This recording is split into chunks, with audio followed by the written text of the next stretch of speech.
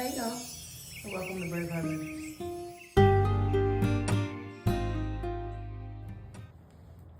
On this week's episode, we will be discussing what is an approachable and respectable way to approach a woman. And we got a few responses, you guys. So, as always, we're going to read the AI overview and say what AI says and things like that. But you know what's crazy? I got two different versions of AI. I had a friend do it on their phone, and they got a different response. So we're going to go through that as well. So the first overview says, an acceptable and approachable way to hit on a woman is to be a confident, respectful, and genuine person who engages in light, natural conversation while paying attention to her comfort and cues. The goal is to make a connection and show interest, not pressure her into anything. 100% agree. 100% agree. So AI says, before you approach, you should read body language, choosing the right setting and timing, master your own body language. That is very real, especially to me, because I don't like when people touch me to talk to me. I don't like that. I don't like guys that touch me to talk to me. Why? Please, it's automatically gonna get me to go, hi, how you doing? You know what I mean? Be well groomed. Absolutely. Absolutely. I'm so sorry. You can be the most gorgeous man on the planet, but if your shoes are dirty and your shoestrings are dirty and you got dirt underneath your nails, dirty. Your socks probably stink. So I had a friend put the same exact sentence into their phone, and AI kind of gave them a different answer. As far as gave them a different answer. So this answer was to be a good listener and ask open-ended questions. Offer genuine, specific compliments instead of a general comment about her body. Compliment something unique like her style, a specific accessory, her laugh, or her confidence. Absolutely. Yet again, that's another one that's personal to me.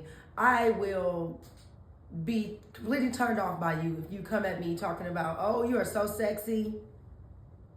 I don't like that. I don't like being called sexy. I don't like it. If you're not my man, don't call me that. I don't like it. Talk to me and say something else. Say I'm beautiful. Say you like my smile. Say something else. It says introduce subtle physical contact only if she seems receptive. Absolutely. If she seems receptive. Don't just initiate contact and get the touching on this girl. Like I said, that's a big pet peeve of mine.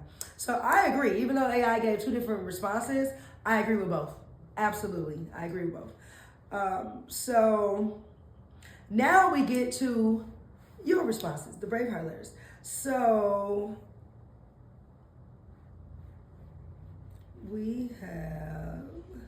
here we go. So I asked the question on my Facebook page, and I got responses from people that I wanted to share with you all.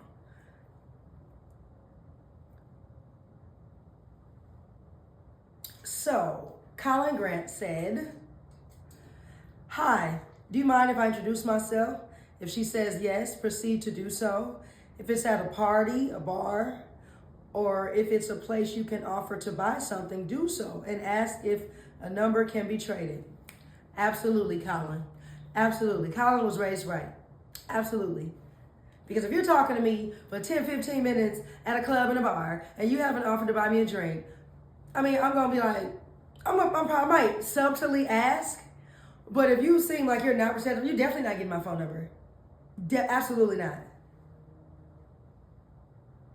Okay, so Tion Dyson said, it varies. Sometimes I just start a conversation about what's around us, or sometimes I'll use whatever in the moment to build on. Like example, one time a chick was getting food out the freezer at a grocery store, and I said, nah, put it back. Your big ass ain't missed no meals. But she was a skinny girl. She bust out laughing so hard like I just did. So we exchanged numbers later in the store. Shit gotta be random. Absolutely, T.I. Absolutely. Making a woman smile is an icebreaker, is what they call it. It's an icebreaker. If you make a woman smile, you have you've at least 3 more points up to get in the phone number. You know what I mean? So that's very true. Jason Southwell, he said with a handful of gift cards. So I responded and I said, has that ever worked? And he said, well, I'm divorced, so at least for a bit. Well, we're sorry to hear that, Jason, but hopefully you're going to find better, and you're going to find a better approach by these responses by the other gentleman. Now, we did get someone who kind of gave a very bitter response, and I'm still going to read it. Okay, so Joey Clark said, it's 2025 and a total waste of time. Go to the doctor and get yourself checked out. Start eating better and incorporate exercise into your daily routine. Also, focus on learning something new every week. And I responded, I said, wait, so you just gave up on sex with women? Like, you just giving up? And he said, no, that was a wild statement, what I said. He said, there's just better things to do with your time. All you black men should focus on becoming the best version of themselves. People come and go, but who you make yourself out to be, you'll live with that the rest of your life. Stay focused. Wow. Okay, so like I said, this was to me a very bitter response, because yes, building yourself and knowing that you are your star player for the rest of your life is important. But if you go to the nursing homes, you'll see that is not happiness. You'll see that that is a miserable life. That is very much a miserable life. Everyone on the planet wants somebody to share their time with, regardless of whether that's a friendship, regardless of that's a platonic or emotionally attached, romantic, or whatever. Everybody on the planet, wants to talk to people. You know what I mean? Otherwise, you'd be in solitude. You'd just live in isolation, like the people in jail. And don't get me wrong, there are people on this planet that do live like that, but they don't want to. They don't want to. You know what I mean? Nobody wants to stay that way. I get it. People go through spells and you want your time alone. And, I get it. I totally get it. Sometimes you can't be there for other people when you're going through your own things. I get it. But in the grand scheme of things, everybody wants somebody. So, and now's the point where I'm going to give my take on that, and my take on